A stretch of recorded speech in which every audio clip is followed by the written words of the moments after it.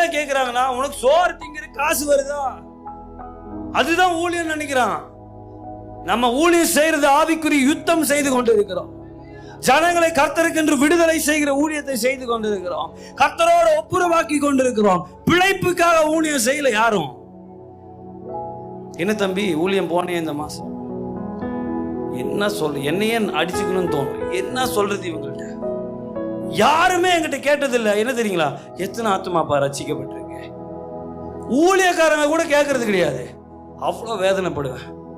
எங்கள் அப்பா ஜெபம் பண்ணுவார், என் பையனை பயன்படுத்தினா. ஜபத்தை முடிச்சோன்னு, எதுக்கு உங்கள் பையனை பயன்படுத்தணும் டாடி கேட்பேன். எதுக்கு பயன்படுத்தணும்? இல்லை இல்லை இல்லை, எதுக்கு பயன்படுத்தணும்னு ஜபிக்கிறீங்க? உலகமெல்லாம் கொண்டு போங்க. என்னத்துக்குன்னு கேட்டேன் எங்கள் அப்பாட்ட. என்னத்துக்கு? உங்கள் பையன்கிட்ட என்ன இருக்கு அப்படி? எதுக்கு அப்படி ஜபிக்கிறீங்க? ஆத்மாவை குறித்த அக்கறை ஜபத்தில் இருக்குதா? என் பையனை பயன்படுத்துங்க, என் பையனை. யார் ஏன் கேட்டா அந்த ஜபத்தை?